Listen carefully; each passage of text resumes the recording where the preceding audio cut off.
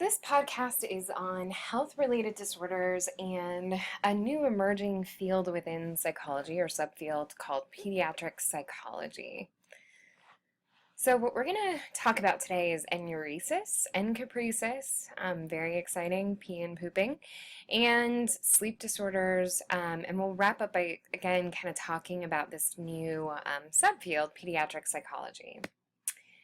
So in terms of kind of understanding these elimination disorders, enuresis is repeated voiding of urine in the bed or on clothes, and this can be both involuntary or intentional. To meet criteria for this, you have to, the child has to have accidents either twice weekly for 3 months, or this needs to cause significant distress or impairment. Kids need to be at least 5 years of age or a similar developmental level, and that primarily just kind of deals with when the body is physically able to, at that point, kind of, withhold, manage voiding at that point. Typically, if we suspect a child might be experiencing enuresis, we're going to immediately recommend a visit to the pediatrician, who can just rule out any potential medical conditions like a urinary tract infection. And then psychologists are asked to specify whether this is occurring only nocturnally, so at night, diurnally, only during the day, or both.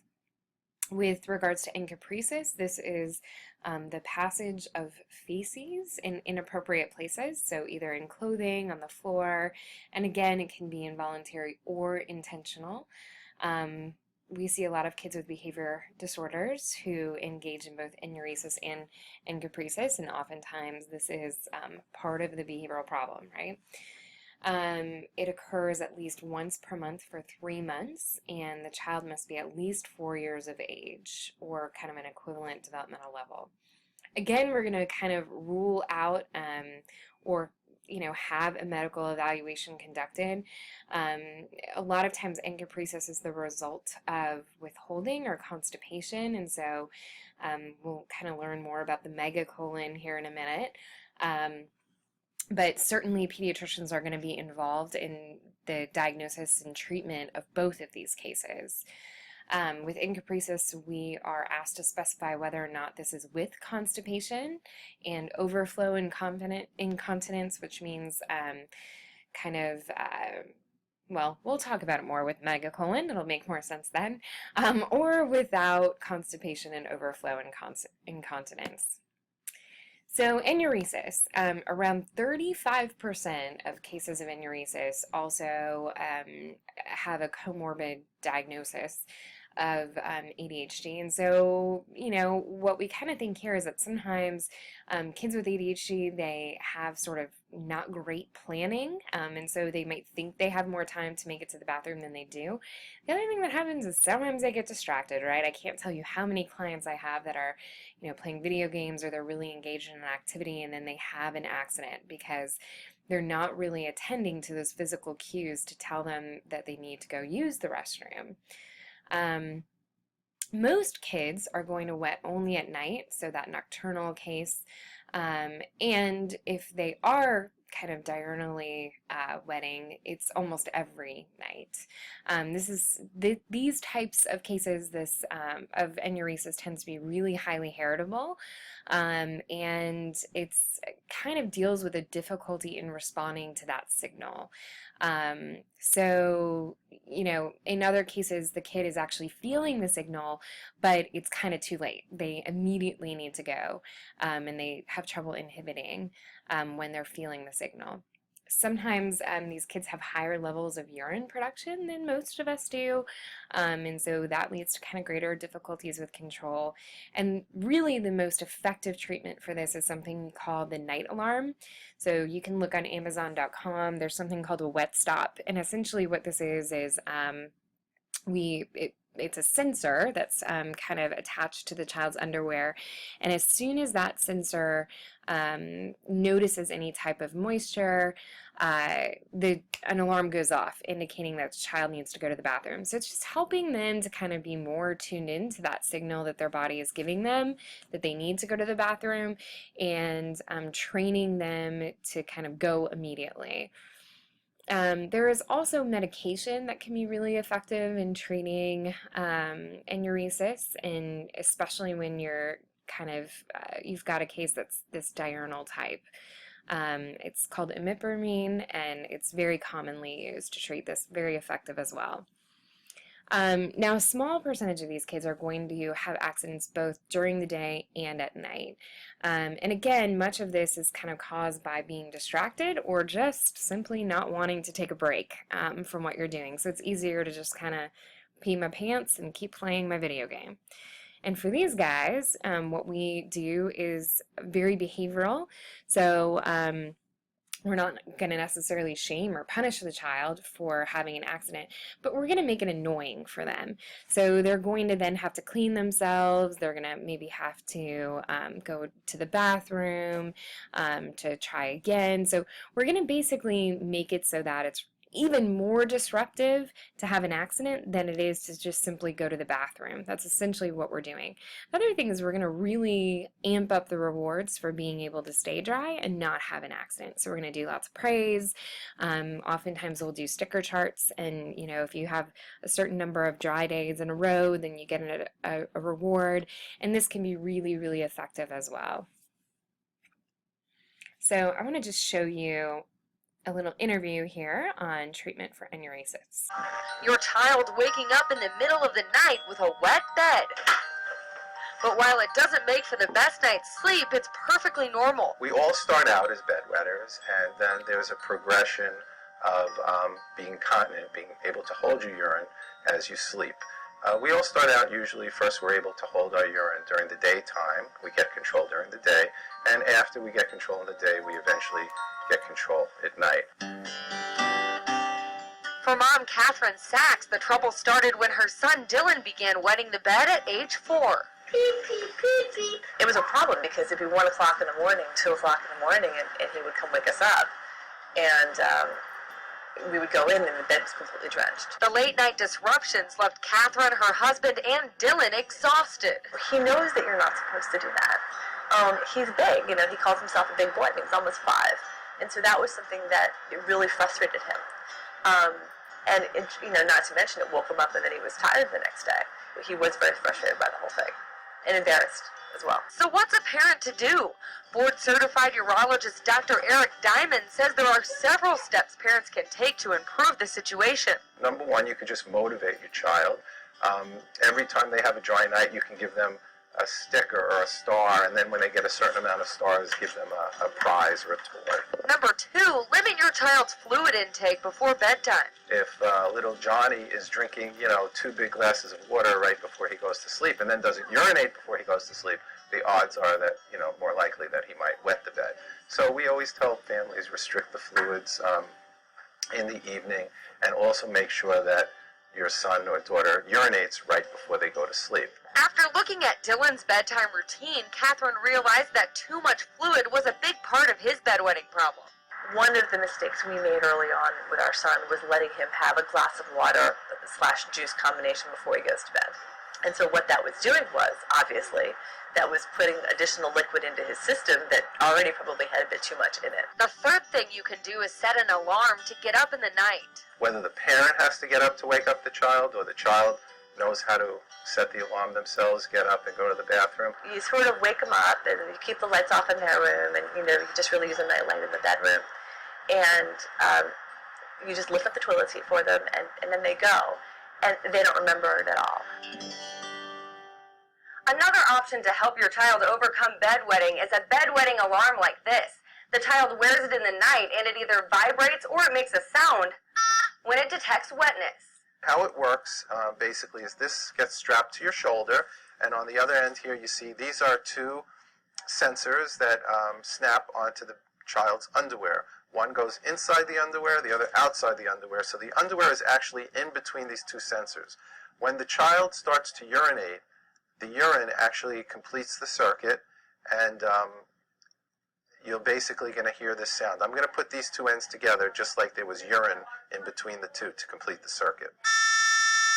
The child will hear that sound, and he will have to awake from his sleep, stop urinating, disconnect the alarm, and then it's his responsibility to go to the bathroom and clean himself up, and then he could go back to sleep and reset the alarm. And they actually have the highest success rate of any behavioral modification for bedwetting. And Dr. Diamond says to make sure the child participates in the process. If they're not participating, the chance of success is going to be less. The child basically has to participate in using the alarm, cleaning up after themselves, making sure afterwards that they change their underwear, that they put a dry sheet down. And they also have to be rewarded, that they did a good job. The worst thing you can do is get angry at your child for wetting the bed. People have to understand that their child doesn't even realize that they're doing it, and they're not doing it because they're trying to be malicious or they're trying to get attention. They're doing it because their body hasn't matured. They may have a small bladder that can't hold the urine at night. They may be drinking a lot of fluids at night, and they can't hold it all. They may be such deep sleepers that they don't even realize that they're wetting the bed, and they don't wake up to the sense of their bladder being full. If you've tried everything and nothing seems to be working, there's also medication a child can take to stop bedwetting. If bedwetting continues beyond age 7, or if the child never wet the bed before and suddenly begins to do so, there may be cause for concern. Reasons for bedwetting that are non-medical, so to speak, we don't really worry about so much. But if the child develops this secondary nocturnal enuresis, all of a sudden he's 8 years old and he was dry, and all of a sudden he starts to wet the bed, you always have to keep in the back of your mind there might be actually a medical reason, a legitimate medical reason for the enuresis. Common medical causes for bedwetting include urinary tract infections, severe constipation, genital abnormalities, or other medical conditions like diabetes and spinal cord abnormalities. But chances are it's just a part of growing up. I'm happy to say, especially from a sleep perspective, that he's through it. Now we've actually eliminated that couple.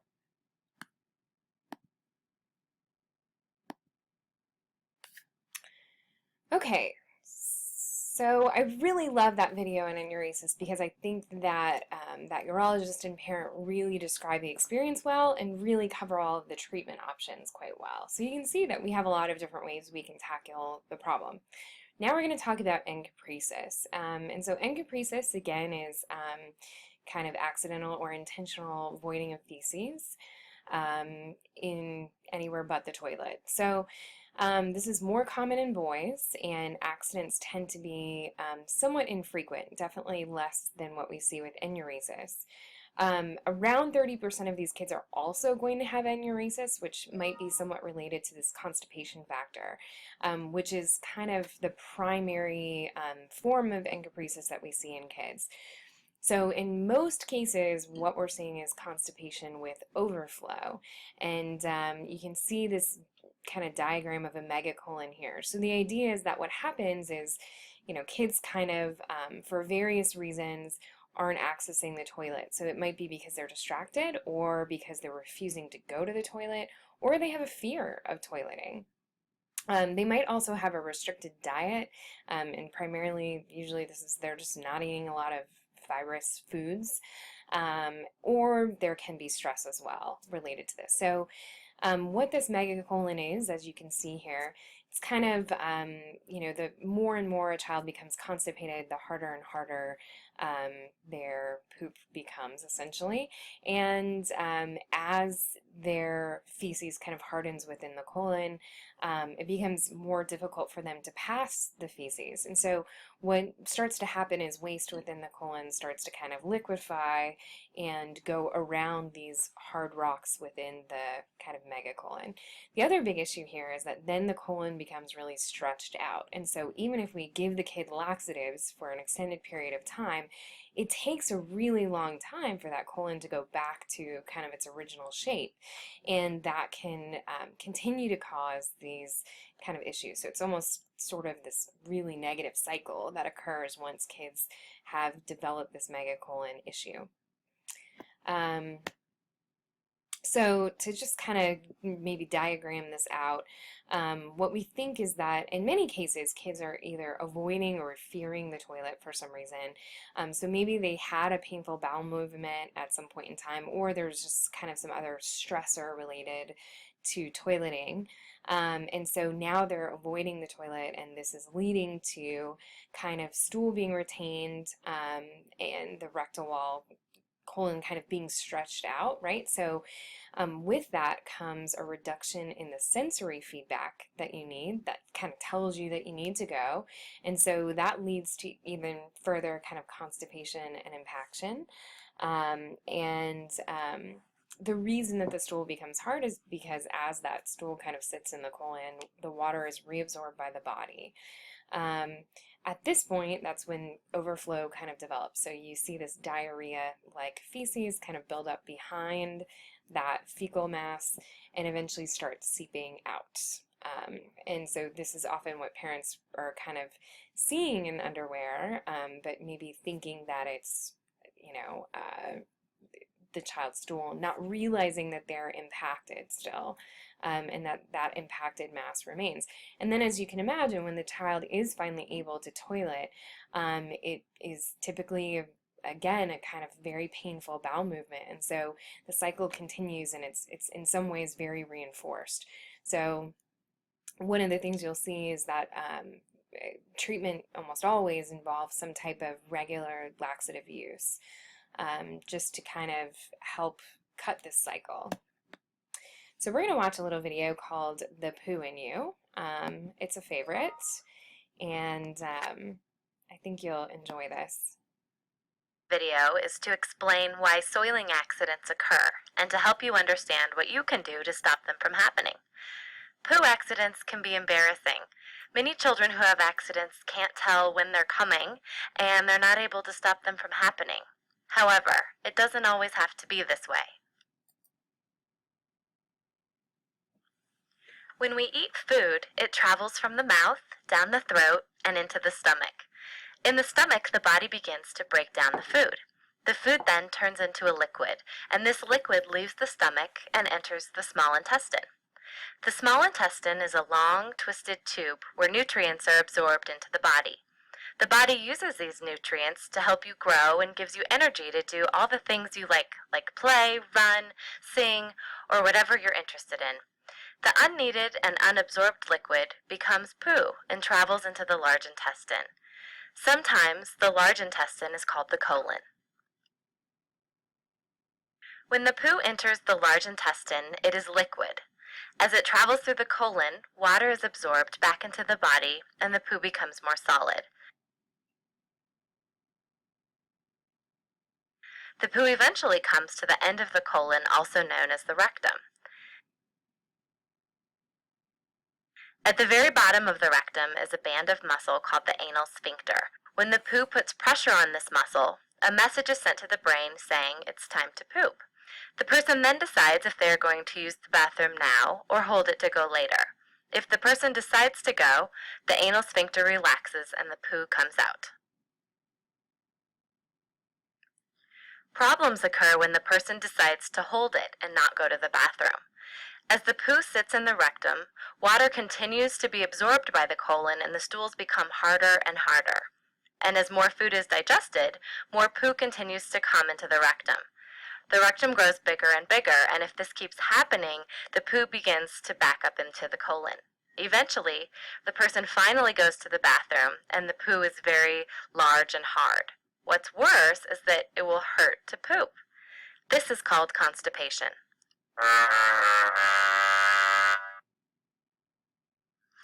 The rectum is like a balloon. The first time it's blown up, it returns back to its original shape and size. However, if it's repeatedly blown up, it eventually becomes big, flabby, and weak. This stretched out rectum becomes a large holding area for poo, setting up the process to repeat itself. And with an overstretched rectum, some children lose the urge to poop.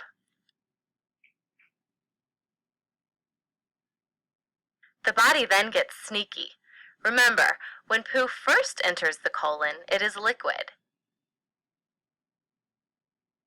When the new liquid poo meets with the old hard poo, the liquid poo slides through the hard poo and comes out as smears in the underwear.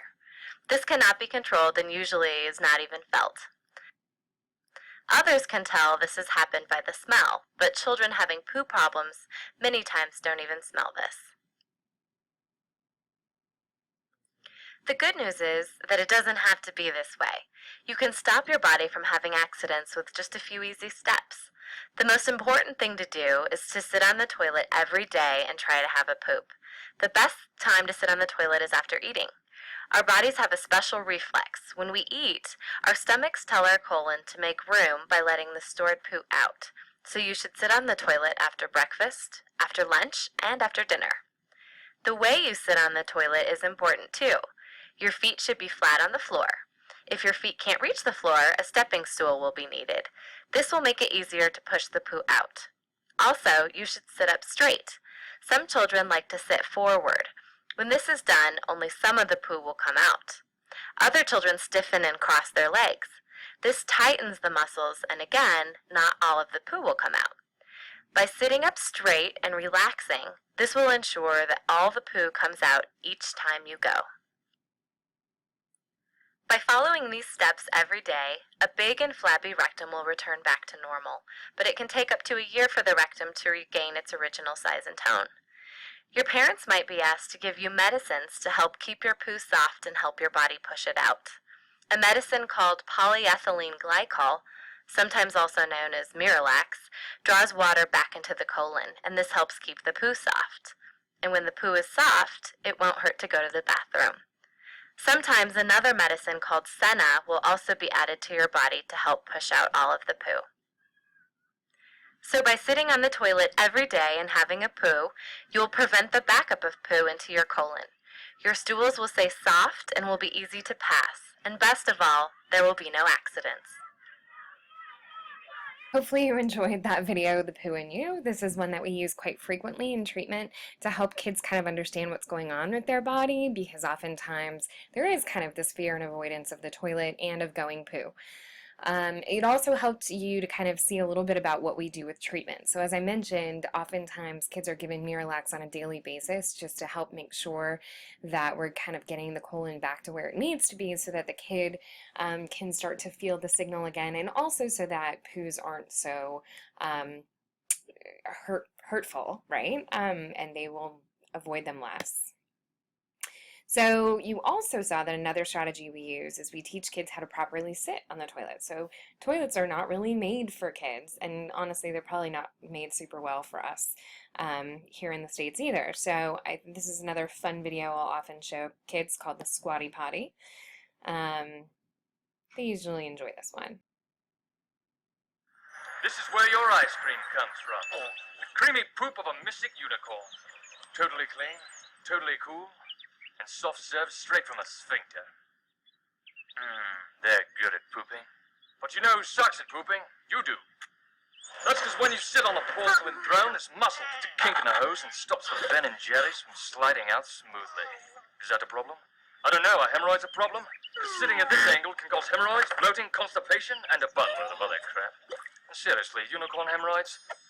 The glitter gets everywhere. But what happens when you go from a sit to a squat? Voila, this muscle relaxes and that kink goes away faster than Pegasus laying sweet sherbet dookie. Now your colon's open and ready for battle. That's because our bodies were made to poop in a squat, and now there's a product that lets you squat in your own home. Introducing the Squatty Potty. No, Squatty Potty is not a joke. And yes, it will give you the best poop of your life, guaranteed. I don't just mean you bloated lords and hemorrhoidal ladies. I mean everyone. King, unking. King, unking. It's simple science, really. Go and get the last scoop out of the carton. With the squatty potty, you get complete elimination. Spend too much time on the chamber pot. The squatty potty makes you go twice as fast for your money back. I scream, you scream, and plop, plop, baby. Maybe you're sore from squeezing out solid globs of rocky road. The squatty potty gives you a smooth stream of froyo that glides like a virgin swan. Plus, when you're done, it tucks neatly out of sight, thanks to its innovative, patented design.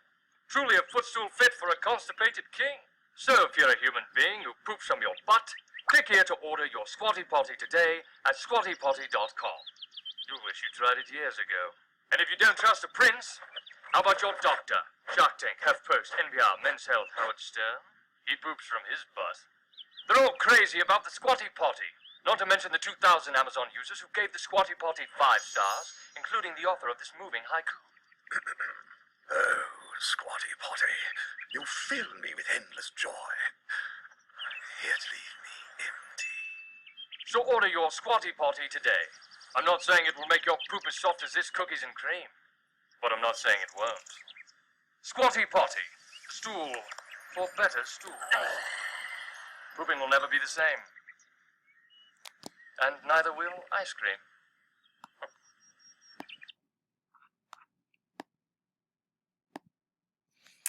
Okay, so I don't actually share that video to my clients, but you can see that the stool is an important part of having an effective elimination of stool.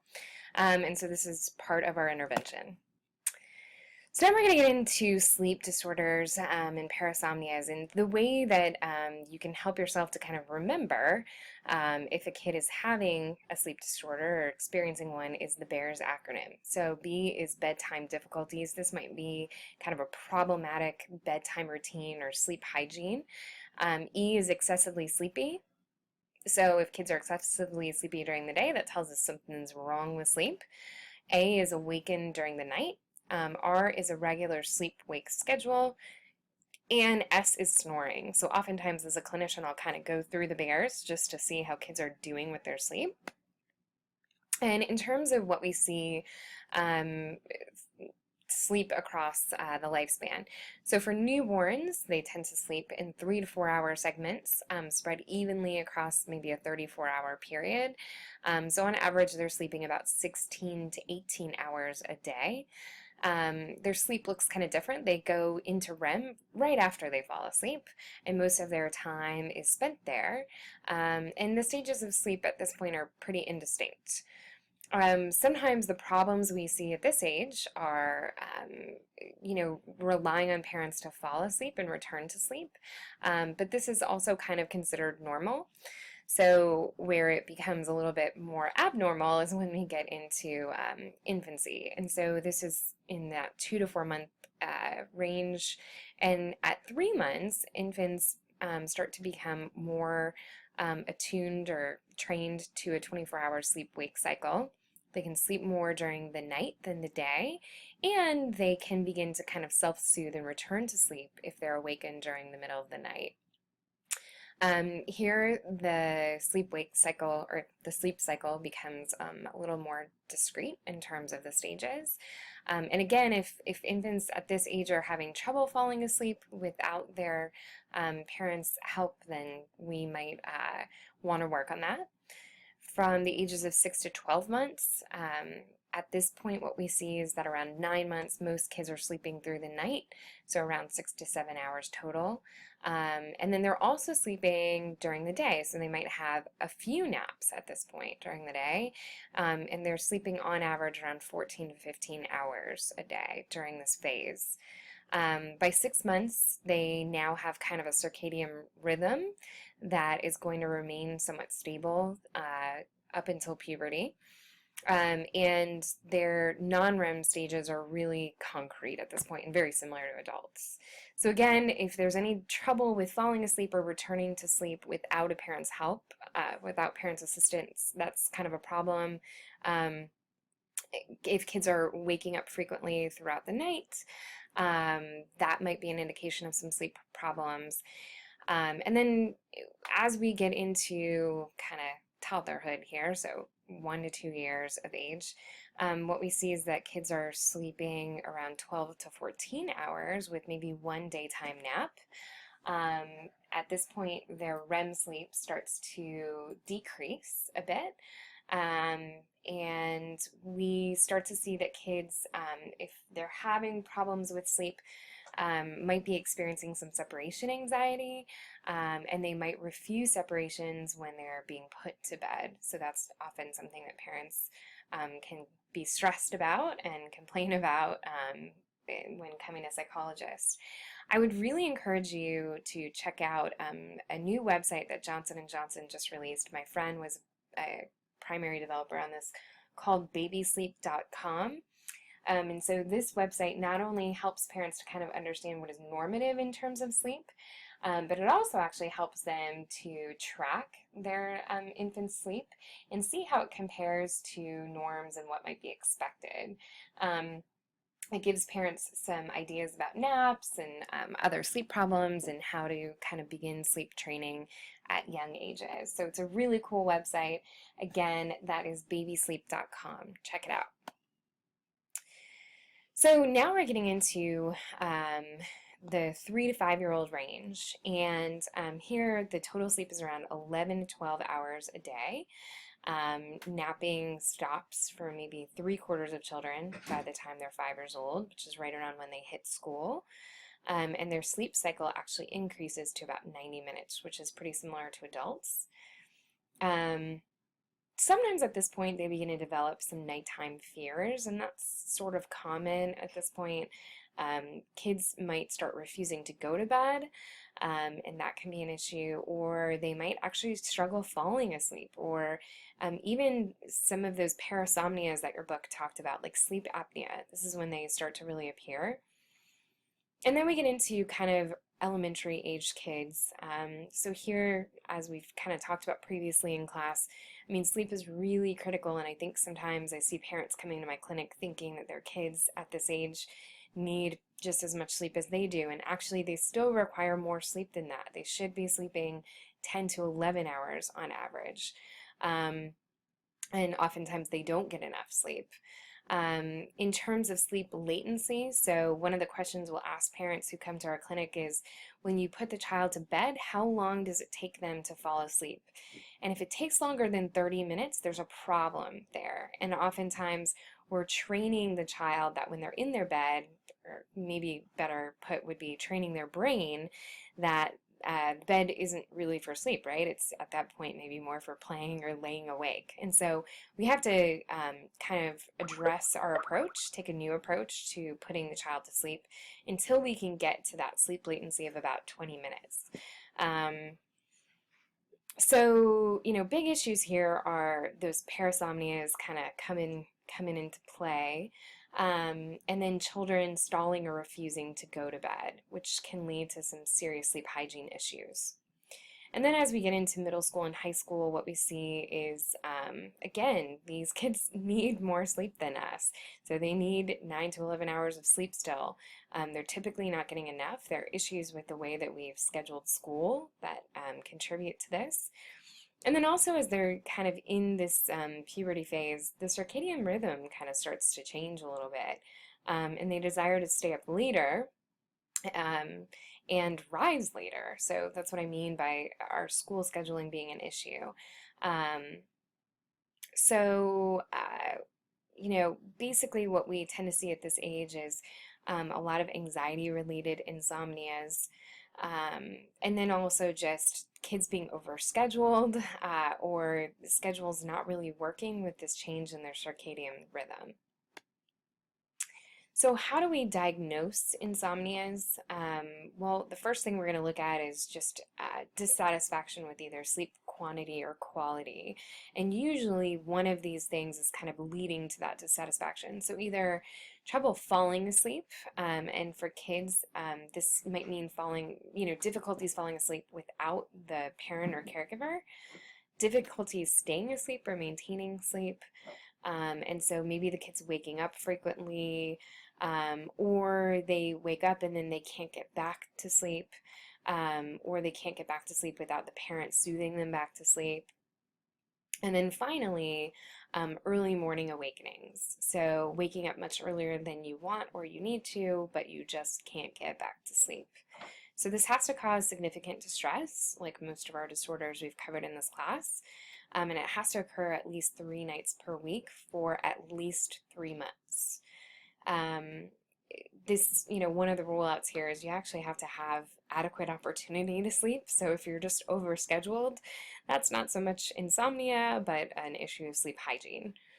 And we're going to rule out other things. So a lot of times we might send kids to a sleep clinic where they can be evaluated overnight to see if there isn't some kind of medical reason that they're experiencing kind of a sleep-wake disorder. So obviously we're going to do some rule outs there.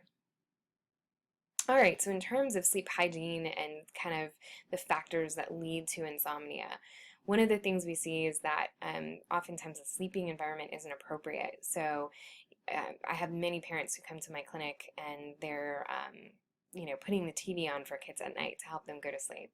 That's just really crappy sleep hygiene for all of us. We all shouldn't be doing that, right? It's recommended that you limit screen time as much as 2 hours before you go to bed. In terms of family structure and support, so some of the families I work with just have really difficult, challenging schedules that make bedtime routines tough. And then also culture and ethnicity, so beliefs about independent sleeping sometimes can lead to kind of some challenging sleep situations. So believe it or not, there are also parent and child characteristics that contribute to this. And so oftentimes what we see in parents is sometimes some mental health difficulties that make it tough for them to stick with a bedtime routine or good sleep hygiene, and also just a lack of knowledge about child development. So there are a lot of parents, kids don't come with a manual, that don't realize that kids really need much more sleep than us in order to function well.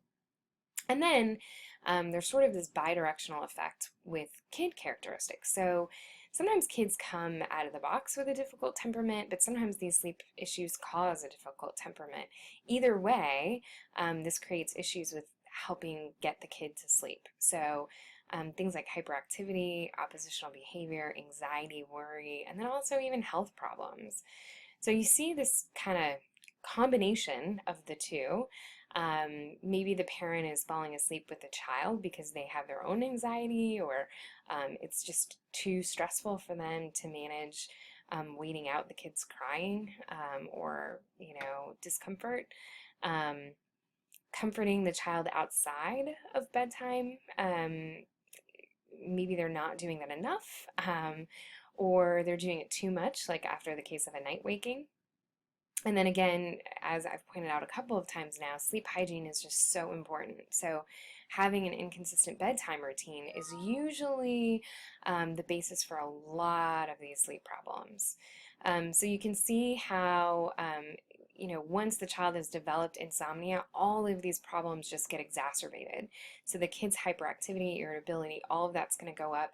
And then for the parent, they're going to be exhausted dealing with the kid's sleep problems, and that's going to make it even less likely that they're going to really be effective at dealing with this. So you kind of have to tackle this whole constellation of symptoms or situations that are being presented in order to really effectively deal with sleep problems in kids.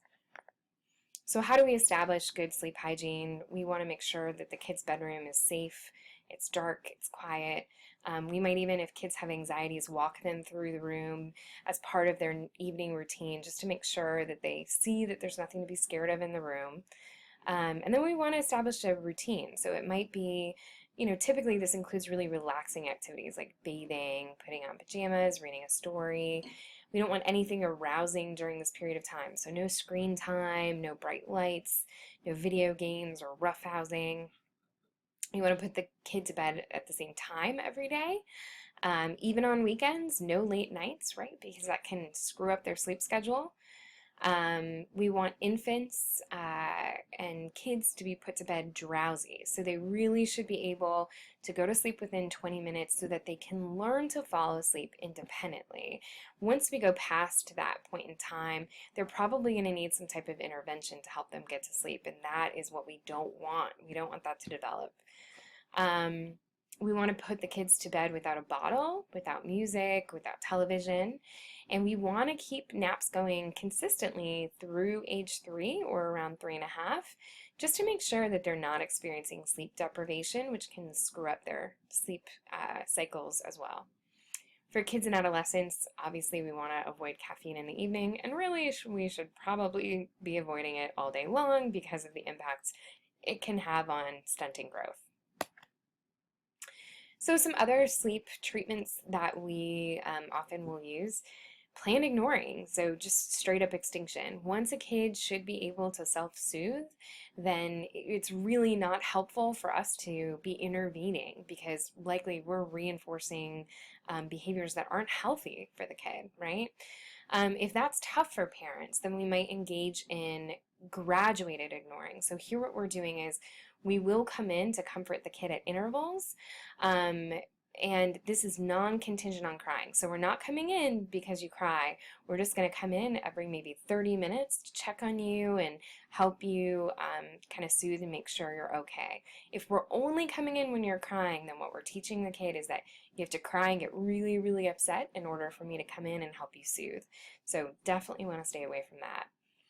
And then bedtime fading. So if a kid is struggling with falling asleep within that 30-minute window or so, what we might do is actually push bedtime back so that the kid is more drowsy and they're more likely to fall asleep quickly, kind of on their own. And then slowly we're going to inch up the bedtime sooner and sooner as they become kind of proficient at falling asleep on their own. Adult fading. So if adults have already established bad behaviors or routines where they are in the room helping to soothe the child to sleep, then what we need to do is fade the parent out. So if they're sleeping in the bed with the kid, then we might say, look, you're not going to be able to sleep in bed with them anymore. You need to maybe sit in a rocking chair close by. And then slowly we move that rocking chair closer and closer to the door. Eventually we have the parent standing at the door. Eventually we move the parent to standing outside of the door, so that the kid gets more and more independent and comfortable with falling asleep on their own. And then finally, scheduled waking. So typically when we do this is if we know a kid consistently wakes up every night in the middle of the night at kind of usually it's at the same time, parents note that and they actually come in before that time period and wake the kid up, just give him a nice little maybe gentle pat on the back and a kiss. And in kind of doing that, it disrupts the sleep schedule before the parasomnia can kind of pop up, and we can train the kid to fall asleep on their own or fall back asleep on their own without a lot of disruption and upset. So one of the things that you probably will hear a lot is the Ferber method, which is kind of letting kids cry it out, being demonized. And even in Psychology Today, there are a lot of articles about this and how awful crying it out is. And the reality is what people are talking about when they say that the Ferber method is terrible for kids is not really the Ferber method. So the Ferber method isn't simply letting your kid sit in their crib screaming and crying. It's what I talked about earlier. So we might engage in, like I said, that gradual fading, or periodic check-ins with the kid. So I just want to kind of dispel this myth now. The Ferber method actually has some really great outcomes associated with it, and unfortunately, because of different parenting movements that don't have a ton of evidence behind them, this has really been demonized. So check this out, and if you're interested, I can certainly provide you with more information. Co-sleeping. So co-sleeping is something that is very, very controversial, and what we see is that it's actually really good at to prevent SIDS to have both baby and mom or parent in the same room together. What we don't want is the baby directly in the bed with parents, right? So there are these nice little extension things you can put on your bed. That's okay, but we don't want the baby directly in bed with parents because unfortunately and very, very sadly, there is an increase in infant deaths associated with these practices. So co-sleeping, not necessarily a bad thing, but a really, and actually maybe a good thing even, maybe endorsed, but it all depends on how you're doing it. So keep that in mind. And I want to wrap this lecture up by showing you a video on pediatric psychology and what this field is all about.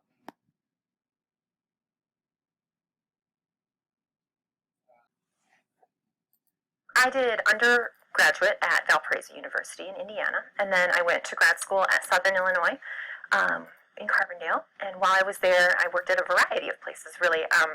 I worked at a university clinic, the College Counseling Center, in like a family practice center at the local hospital, at a juvenile prison, and then also at St. Louis Children's Hospital. So lots of different experiences while I was there.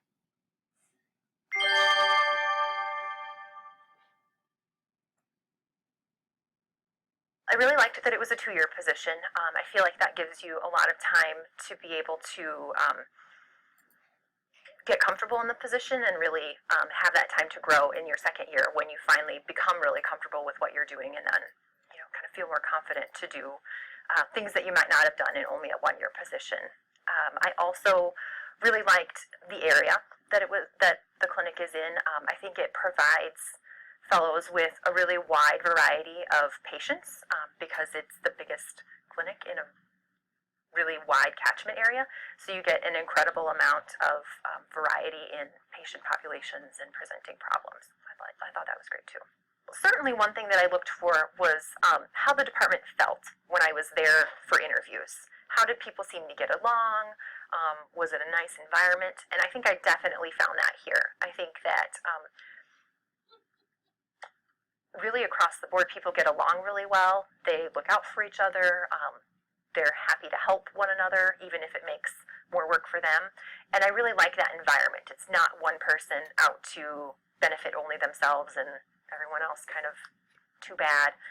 I think it's generally a very collegial department, and it's really nice to be in a department like that where they, for the most part, treat you like a colleague rather than, some little student who doesn't really know much of anything. So it's nice to kind of build into that professional role. The faculty here within this department, but also, just generally in pediatrics, are really interested in their trainees doing well. I think that they provide a lot of support, even the pediatricians, for us to make sure that we're getting experiences that we want, that we're using the skills that we have. A lot of times when you'll be on, say, the pediatric floor or in the PICU and just chatting with the other doctors up there, they'll want to know, what have you done in the past? What are some of the things that you like to do? Oh, I didn't know that you guys did that, or I didn't know that that's something that you've done before. And then they think of that and are more mindful of that when it comes time, if somebody has a similar presenting problem to something that you've worked with before.